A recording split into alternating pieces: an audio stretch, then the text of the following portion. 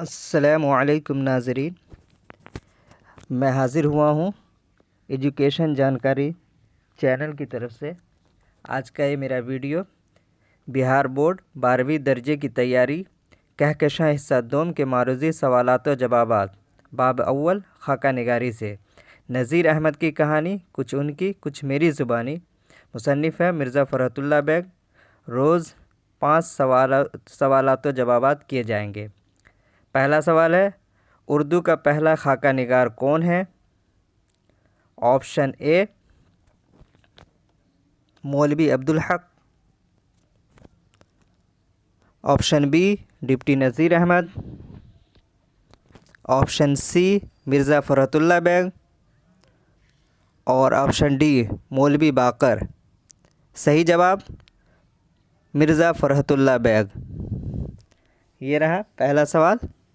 इस तरीके से 5 सवाल जवाब करेंगे और इससे अच्छी तैयारी हो सकती है। सवाल नंबर 2, मिर्ज़ा फ़रहतुल्लाह बेग के उस्ताद कौन थे? मिर्ज़ा फ़रहतुल्लाह बेग के उस्ताद कौन थे? Option A sir Syed, option B Shibli Nomani, option C Mirza Ghalib, option D deputy Nazir Ahmad.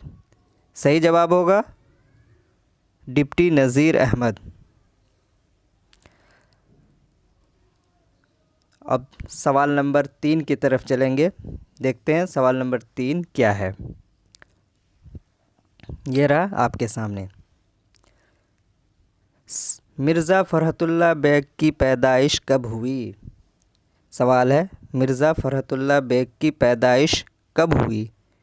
Option A 1835, option B 1845, option C 1840, option D 1830। सही जवाब 1835। तो ये रहा सवाल नंबर 3। अब सवाल नंबर 4 देखते हैं क्या है। मिर्ज़ा फ़रहतुल्लाह बेग के जद्द अमजद किस बादशाह के ज़माने में हिंदुस्तान आए? यानी इनके परदादा हिंदुस्तान बदख्शां से किस बादशाह के ज़माने में आए थे? ऑप्शन लेंगे। Option A Aurangzeb, option B Shahjahan, option C Shah Alam Sani, option D Bahadur Shah Zafar. सही जवाब होगा शाह आलम सानी। जी, शाह आलम सानी के ज़माने में इनके जद्द अमजद हिंदुस्तान आए थे। सवाल नंबर 5, नज़ीर अहमद फ़रहतुल्लाह बेग के कौन थे? सवाल है कि नज़ीर अहमद फ़रहतुल्लाह बेग के कौन थे? नंबर 1 वालिद, ऑप्शन बी उस्ताद, सी में चचा और डी में शागिर्द। तो क्या रिश्ता था इनका?